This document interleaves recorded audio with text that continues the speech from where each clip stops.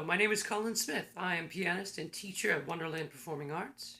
In this video, I'll talk a little bit about Monologues, a public service announcement for the theater industry, and some trivia at the end of the video. Let's go.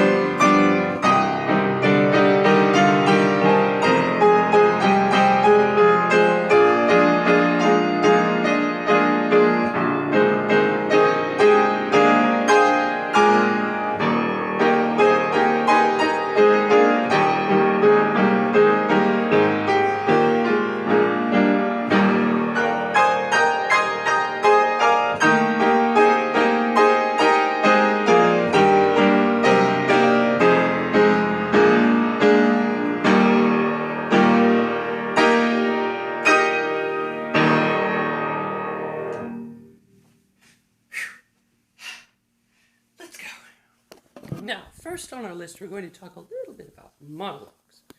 Personally, my favorite monologue comes from Romeo and Juliet. Now, for those of you who did not know, Romeo and Juliet is a tragedy. If you've been living under a rock, I imagine this is news to you, so welcome. Juliet, in this scene, is bemoaning the time it takes for her nurse to bring word to Romeo of her affections. Taking into account the context of the storyline, you have a window into the world of Juliet and her feelings. She's very young, and her impatience and youthful emotions come to light in this monologue. Taking it out of context, you as the actor must portray your versatility as an actress on the stage within a short amount of time. At the beginning, we take note of the time and how long it has been since the nurse left. She jumps widely to conclusions and then begins her long lament, her complaint about, well, old people. This could go one of two ways, into a more dramatic effect or a more lighthearted, impatient effect. The choice is yours. Now let's listen to a little bit of the monologue. The clock struck 9 when I did send the nurse.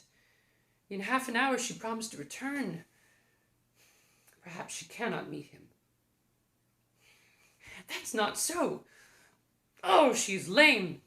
Love's heralds should be thoughts, which 10 times faster glide than the sun's beams, driving back shadows over luring hills. Therefore do nimble pinioned doves draw love, and therefore hath the wind-swift Cupid wings. Now is the sun upon the highmost hill of this day's journey, and from 9 till 12 is 3 hours, and yet she has not come. Had she affections and warm youthful blood, she would be swift in motion as a ball. My words would bandy her to my sweet love, and him to me. But old folks, many feign as though they were dead, unwieldy, slow, heavy, and pale as lead. Oh, God, here she comes.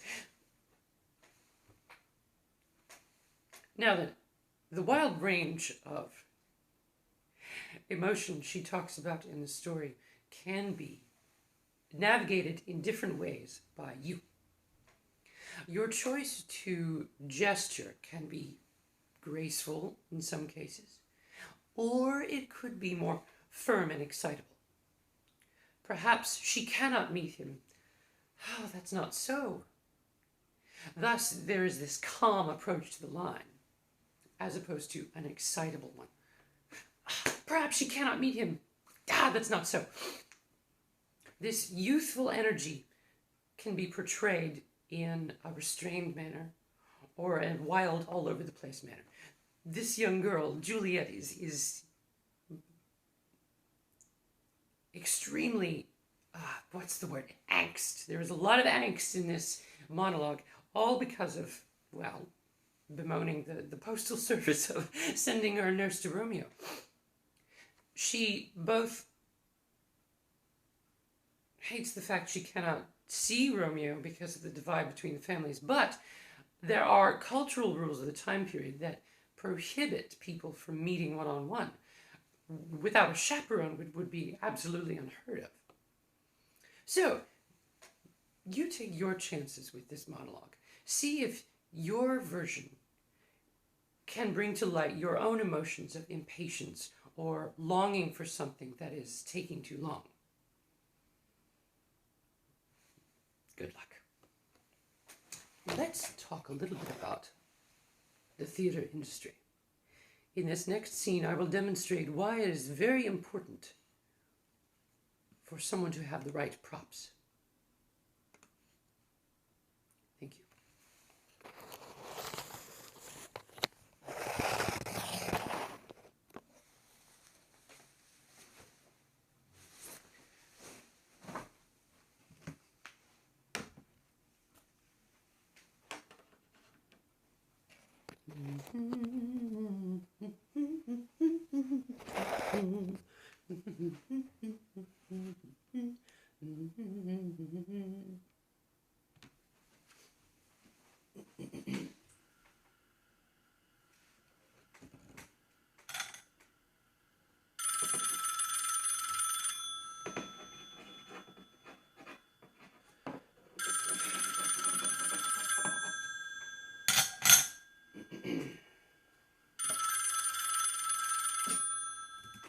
Hello?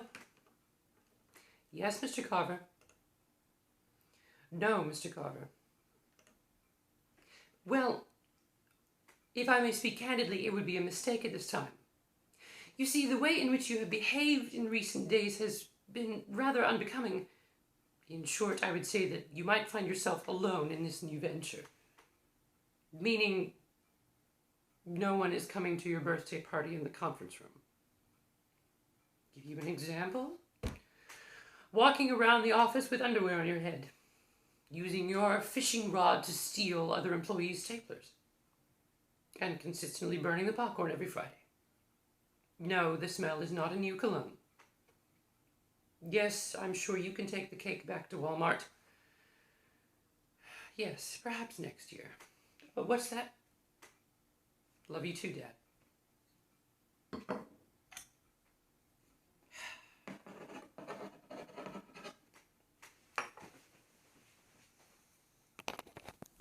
And now I think it's time for a brief intermission into the world of classical music. Listen as we perform The Great Reverie.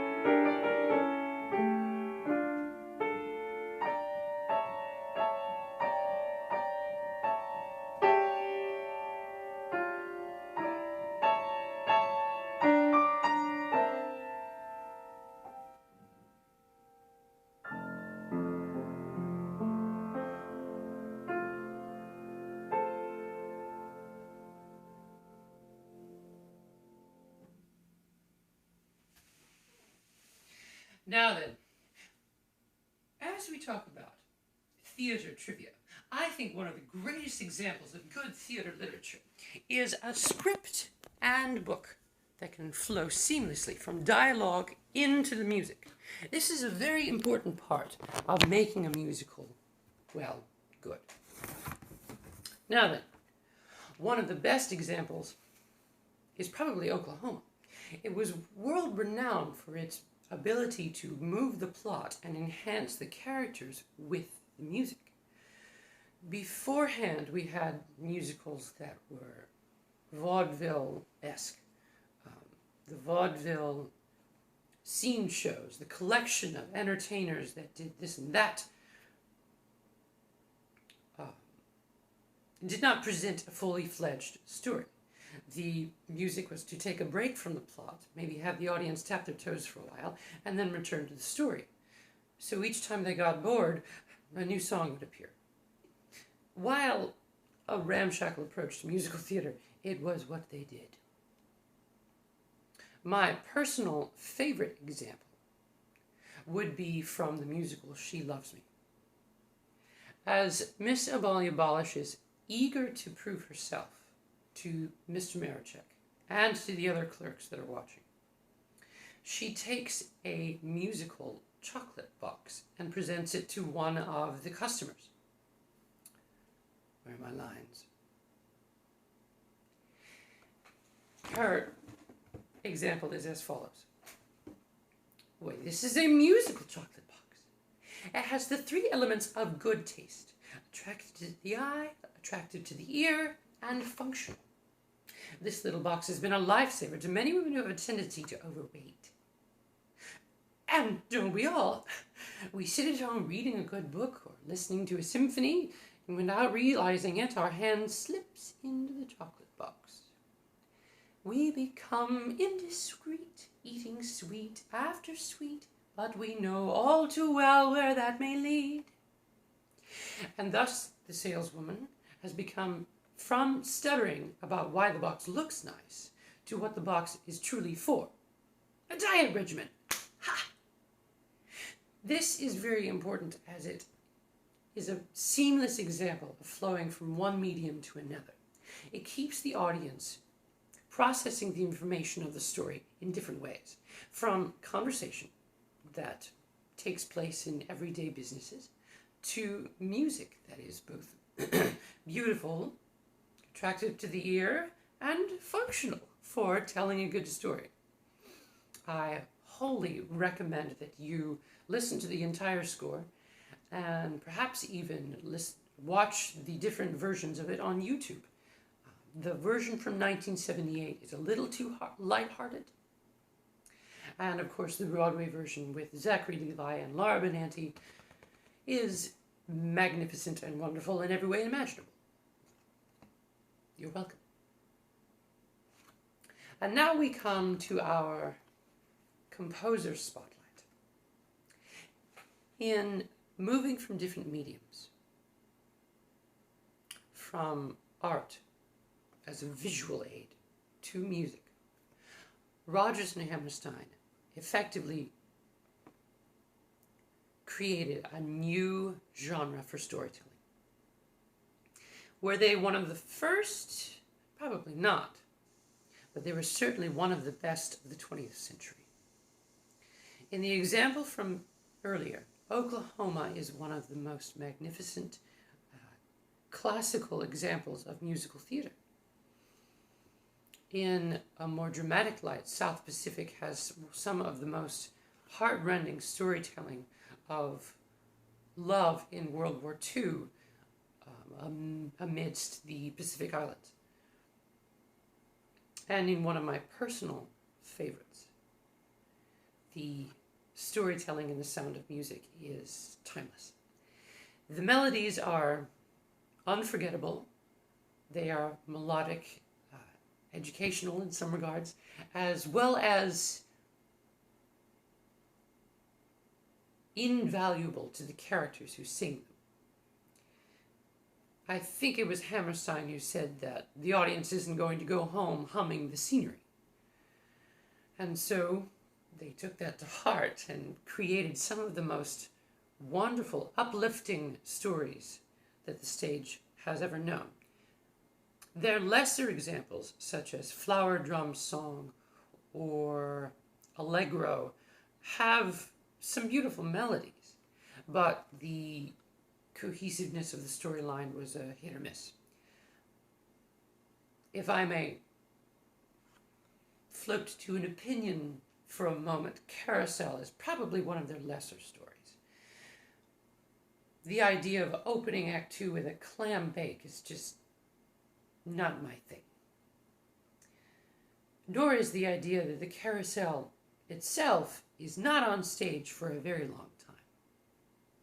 I'm going to write a strongly worded email on this effect.